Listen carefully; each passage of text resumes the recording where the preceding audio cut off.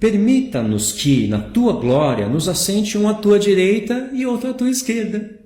Olha que pretensão. Mas Jesus disse: não sabeis o que pedis. Podeis vós beber o cálice que eu bebo e receber o batismo com o que eu sou batizado? Disseram-lhe: podemos. Tornou Jesus e disse: bebereis o cálice que eu bebo e recebereis o batismo com que eu sou batizado. Porém, quanto ao sentar-se à minha direita ou à minha esquerda, não compete concedê-lo, porque é para aqueles a quem está preparado. Ou seja, Jesus disse que eles iriam beber do cálice que Jesus iria beber e ser batizado com o batismo que ele iria ser batizado. Esse é o fogo. Todos os apóstolos iriam passar pelo batismo do fogo. E também nós passamos pelo batismo do fogo. Lembra que Pedro fala algo semelhante a isso? Pedro fala assim: olha, não estranheis quando um fogo ardente surgir no meio de vós com a intenção de provar-vos. Porque assim como o ouro que é provado no fogo e passa pelo fogo e continua, e é limpo, assim a fé, uma vez aprovada, é mais preciosa do que o ouro. Pedro entendeu que o ouro era uma comparação da fé. O ouro no tabernáculo, no templo de Deus, de Salomão, ele é uma comparação da glória de Deus e da fé dos homens. Só que o ouro passa pelo fogo e Pedro fala, mesmo assim é incorruptível. O ouro passa pelo fogo, é apurado e mesmo assim é incorruptível. Mas a fé, uma vez provada e aprovada, ela é mais preciosa do que o ouro, porque a fé é incorruptível, ela traz salvação. O ouro era uma parábola. E o que é esse fogo que surge no meio de nós? É o Espírito de Deus, irmãos. É o batismo de fogo. Isso acontece, às vezes, todo dia na nossa vida. É que quando Jesus fala do batismo de fogo, na vida dele era morte, mas ele todo dia era provado. Lembra que Jesus falou? O batismo que ele falou que ele iria ser batizado, iria se angustiar, é o batismo da morte de cruz, Mas o Senhor Jesus disse: aquele que quiser vir após mim, o que tem que fazer? Uma vez por semana? Uma vez ao mês? De vez em quando? A cada dia. A cada dia. Não é solteiro e nem casado. Ele falou aquele. Pode ser solteiro, pode ser casado. Aquele que quiser vir após mim, a cada dia. Tome a sua cruz. A cada dia, negue-se a si mesmo. Tome a sua cruz e siga-me. Negar a si mesmo, luta contra a carne. Para que a cruz? A cruz é onde a gente crucifica, simbolicamente, A cruz é onde a gente crucifica tudo que é maldito. O Senhor Jesus foi pendurado numa cruz como maldito. Então a cruz é símbolo de onde você coloca o que não presta. O Senhor Jesus prestava, claro, mas ele se fez maldito por nós. O apóstolo Paulo fala: pela cruz de Cristo, eu estou crucificado para o mundo, mas o mundo está crucificado para mim. O que ele quer dizer com isso? Pela cruz de Cristo, o mundo me vê como maldito. O mundo quer me pôr na cruz, mas eu também ponho esse mundo na cruz, porque esse mundo é inimigo de Deus. Se alguém quiser se tornar amigo de Deus, tem que se tornar inimigo do mundo. Deus que criou o mundo, mas esse mundo jaz no maligno. Então, a cada dia você tem que negar a si mesmo, tomar a sua cruz e seguir o Senhor. E isso já é batismo com fogo. Entendeu? É claro que se a gente falhar, confessar os pecados, o Senhor Jesus está como sumo sacerdote à destra de Deus. Ele vai nos perdoar. Mas vai chegar um momento em que esse batismo do fogo vai custar a sua própria vida, principalmente no tempo do fim. Irmãos, acabei aqui essa folha. Agora, eu tenho mais aqui. Hebreus 6 com Efésios 4 e Efésios 2. E claro que não vai dar para fechar isso daqui antes de acabar a transmissão. Como é que a gente faz? Continua ou pode fazer essa live amanhã? Queria saber de vocês. Deu para matar as dúvidas aí? Deixa eu ver aqui alguma coisa. Eu já vi que tem pessoas que é contra o batismo nas águas, Eu acho, pelo que eu estou lendo aqui. Eu não sei se a pessoa viu o texto, mas se ela viu, então não preciso explicar nada, O próprio texto falou. Continua, irmão. Amanhã. Amanhã, mas posta depois no YouTube. Continua. Vamos continuar. Vamos lá, Hebreus 6. Ok, vamos continuar então. Vai ser bem rápido agora. Hebreus 6. Texto difícil. Presta atenção nessa leitura. Eu vou ensinar duas coisas aqui bem rápido. Por isso, pondo de parte os princípios elementares da doutrina de Cristo, deixemos-nos levar para o que é perfeito, não lançando de novo a base do arrependimento, de obras mortas e de fé em Deus.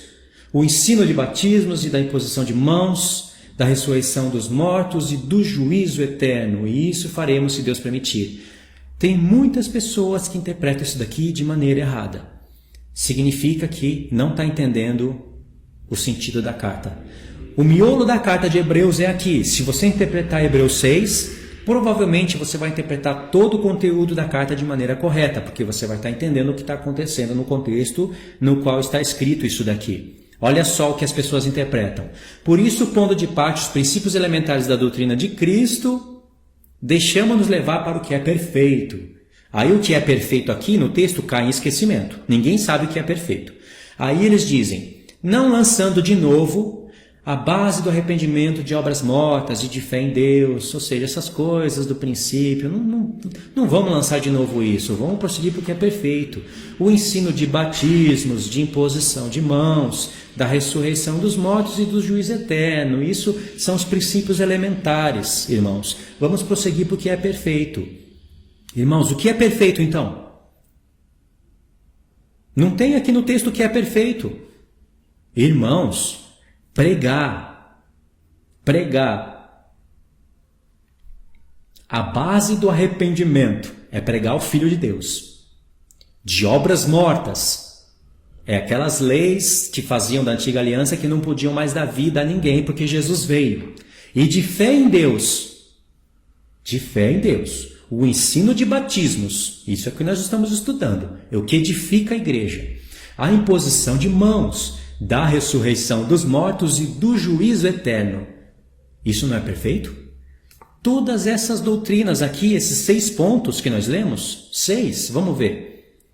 Base do arrependimento, de obras mortas. 2, da fé em Deus. 3, ensino de batismos. 4, imposição de mãos. 5, ressurreição dos mortos. 6, do juízo eterno. Essas 6 coisas são tudo coisas perfeitas, coisas que tiram as pessoas da antiga aliança e levam para a nova, coisas que fazem os pecadores crer em Deus, pregar o juízo eterno. Você precisa entender o tribunal de Cristo e o trono branco. Como que essas coisas são princípios elementares da doutrina de Cristo? Essas coisas são coisas perfeitas, irmãos. Os princípios elementares da doutrina de Cristo é o que o escritor de Hebreus está falando no capítulo 5. É o sumo sacerdote terrestre. Aquelas obras da antiga aliança. Lembra aqui, nesse ponto aqui, existe templo. Existem sacrifícios. Lê Hebreus 8. Em Hebreus 8, o escritor de Hebreus vai falar que todas aquelas coisas eram uma parábola para aquela época. Hebreus 9, quer dizer... porque eles fazem aquelas coisas como sombra das coisas futuras. Em Hebreus 8, o escritor de Hebreus vai mostrar que ainda existe o tabernáculo. Eles estavam fazendo, tabernáculo não, templo, né? Eles estavam fazendo aquelas coisas sem entender, mostrando que o caminho do Santo dos Santos não estava aberto para eles. Em Hebreus 7, o escritor de Hebreus vai falar que a nova aliança é perfeita, assim como o Filho de Deus é constituído perfeito para sempre. E esses pontos que nós lemos aqui, esses 6 pontos, são pontos de perfeição. São pontos que edificam a igreja. Princípios elementares da doutrina de Cristo está no capítulo 5. É Cristo como sumo sacerdote da antiga aliança. Cristo, assim, eu digo a figura de Cristo, né? O sacerdócio levítico, que é imperfeito. Essas coisas têm que pôr de lado e eles têm que prosseguir para o que é perfeito. Eles haviam lançado mão dessas coisas. Por isso que o escritor de Hebreus fala, aqui, no verso 4. É impossível, pois, que aquele que uma vez for iluminado, provaram do dom celestial e se tornaram participantes do Espírito Santo e provaram da boa palavra de Deus e dos poderes do mundo vindouro. Tem pessoas que não sabem aqui quais são os poderes do mundo vindouro. Os poderes do mundo vindouro são essas coisas que os apóstolos estavam fazendo. Olha, é impossível que as pessoas que provaram tudo isso e caíram, sim, é impossível outra vez renová-las para o arrependimento, visto que de novo estão crucificando para si mesmo o Filho de Deus e expondo a ignomínia. Aí ele vai falar aqui que deles o escritor esperava coisas excelentes, coisas que acompanham a salvação. Porque a terra que absorve a chuva que frequentemente cai sobre ela e produz erva útil para aqueles por quem é também cultivada, recebe a bênção de Deus. Mas se essa terra produz espinhos e abrolhos, é rejeitada e perto está da maldição, e o seu fim é ser queimada. Quanto a vós outros, todavia, ó amados, estamos persuadidos das coisas que são melhores e pertencentes à salvação. Quais são as coisas que são melhores e pertencentes à salvação? Imposição de mãos, pregar a salvação, a fé, o juízo, a ressurreição, entendeu? Então, o escritor de Hebreus falou doutrina de batismos. Por quê? Porque ele sabe que primeiro é o... alguma coisa aconteceu aqui.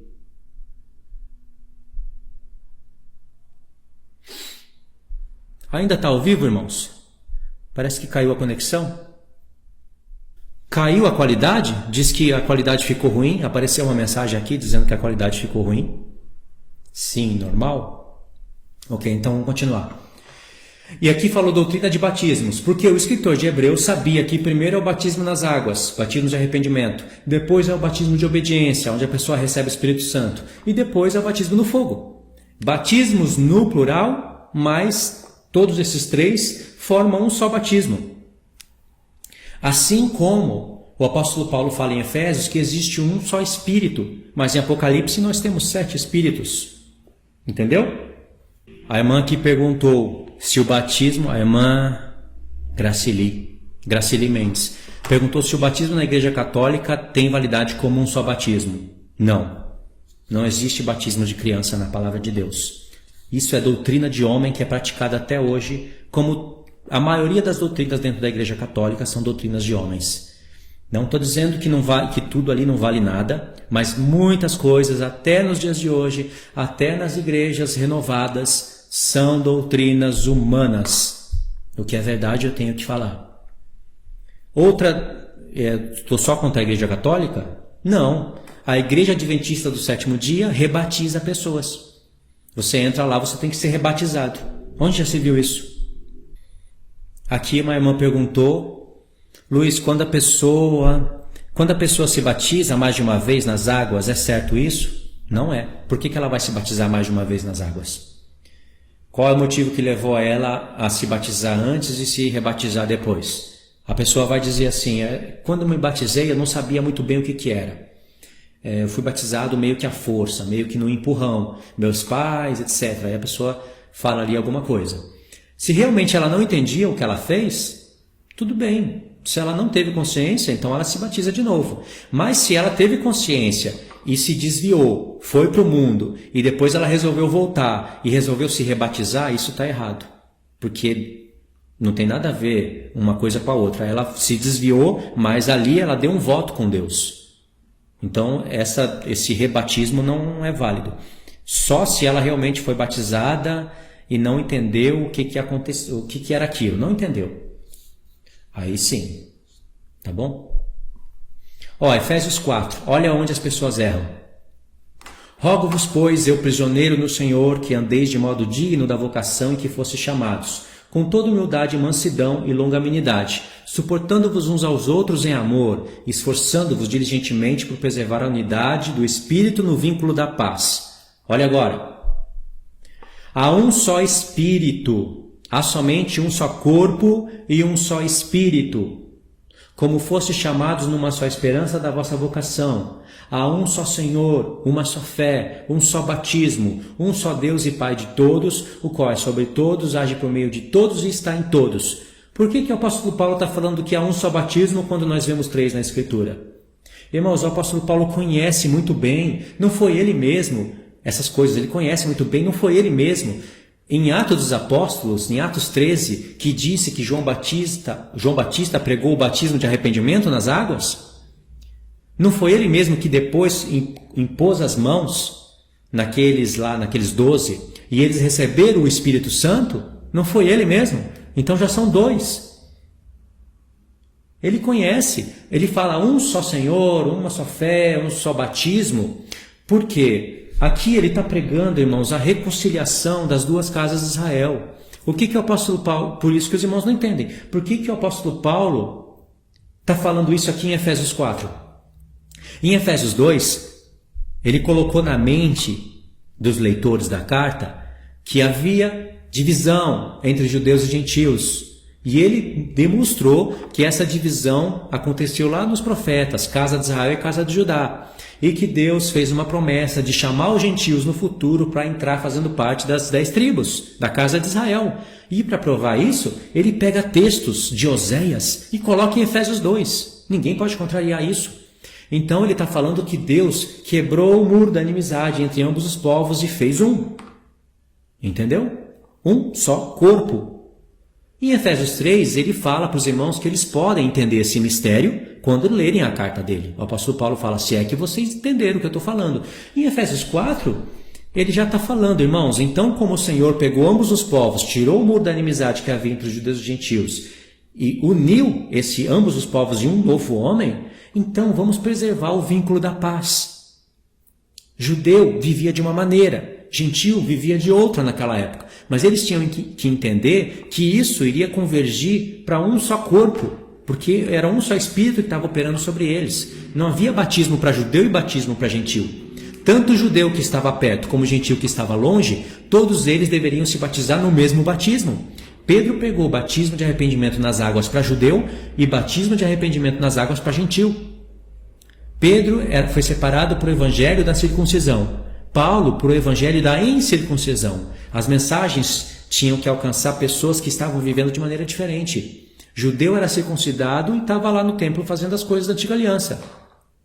Gentios que não eram circuncidados e foram chamados por Deus não poderiam se circuncidar, passar pela primeira aliança para depois ir para a nova. E aí havia briga entre eles e o diabo aproveitava disso para confundir o povo. E Paulo está lutando contra Ele está lutando contra todas essas coisas, sabe? A luta do apóstolo Paulo, uma das lutas que ele vive na carta dele é essa, desfazer o judaísmo. Por isso que ele fala que há um só batismo. Mas ele mesmo tem na mente que existe batismo das águas, existe batismo de imposição de mãos, como ele mesmo pôs. Ele mesmo pôs as mãos naqueles que haviam sido batizados nas águas. E ele não anulou o batismo nas águas. Paulo foi batizado nas águas. Sabia? Cadê o texto? Deixa eu pular lá direito. Paulo foi batizado nas águas. Vou mostrar aqui para vocês. Está aqui. Ó. Vamos ler só esse texto e depois eu vou conversar um pouco com os irmãos. Atos 22. Vamos direto para Atos 22. Olha só, irmãos. O apóstolo Paulo aqui, ele está explicando para as pessoas o que aconteceu na conversão dele. Olha só o que ele disse. Olha só o que ele disse. Um homem chamado Ananias, piedoso conforme a lei, tendo bom testemunho de todos os judeus que ali moravam, veio procurar-me e, pondo-se junto a mim, disse: Saulo, irmão, recebe novamente a vista. Nessa mesma hora, Paulo contando, nessa mesma hora, recobrei a vista e olhei para ele. E então ele me disse: O Deus de nossos pais de antemão te escolheu para conheceres a sua vontade, veres o justo e ouvires a voz da sua própria boca, porque terás de ser a sua testemunha diante de todos os homens das coisas que tem visto e ouvido. E agora, por que te demoras? Levanta-te, recebe o batismo e lava os teus pecados, invocando o nome dele. Olha aí o apóstolo Paulo dizendo que a instrução dele, logo quando caiu as escamas dos olhos, e era o terceiro dia, apontava para a ressurreição de Cristo. No terceiro dia, apontava para a ressurreição de Cristo. Ele entendeu, conheceu que Jesus era o Senhor, caiu as escamas dos olhos, e qual foi a primeira etapa dele? O apóstolo Paulo, irmãos, apóstolo dos gentios. Recebe o batismo e lava os teus pecados. Não estava dizendo recebe o batismo com fogo. Fogo, lavar os pecados? Aqui está falando, lava, é batismo nas águas. Batismo que João pregava e que os apóstolos pregavam para depois eles receberem o batismo de obediência, receberem o Espírito Santo através de imposição de mãos, para depois, mais no futuro, serem provados no batismo do fogo. Tá bom? Tá certo, irmãos. Agora é só conversar aqui para finalizar a live. Irmãos, é o seguinte, eu posso ler aqui algumas perguntas a partir de agora, e aí eu escolho algumas para responder para a gente fechar essa live, tá bom? Aqui o irmão está falando assim, ó. Irmão Luiz, fale sobre a língua dos anjos e sobre o engano disso. Não há engano, existe língua dos anjos. Qual? Nossa, as perguntas estão pulando aqui rápido, tá difícil. Eu não sei parar as perguntas. Eu estou com o dedo travando aqui e as perguntas pulam. O irmão falou aqui, língua dos anjos é o engano do século. Ok. Então, o que está em 1 Coríntios 13, o que a gente diz? Me batizei com 12 anos. Aqui uma irmã disse, acho que é uma irmã, diz assim, se não faço parte de nenhuma denominação, por quem posso ser batizada? Aqui está o X da questão. Tem muitas pessoas que creem no Senhor e não fazem parte de nenhuma denominação. A mesma coisa é Santa Ceia, irmãos, é bíblico isso. Tem pessoas no YouTube falando que não existe Santa Ceia, que isso é doutrina de homem. Eu acredito em Santa Ceia. Irmãos, na palavra de Deus existe pastores, evangelistas, presbíteros, mestres. Existe toda essa organização que as pessoas chamam de sistema religioso, e isso existe na palavra de Deus. Só que o tempo que a gente vive agora está confuso. Irmãos, a live vai cair em 15 segundos. E ela vai cair mesmo. Deu 1 hora agora de live.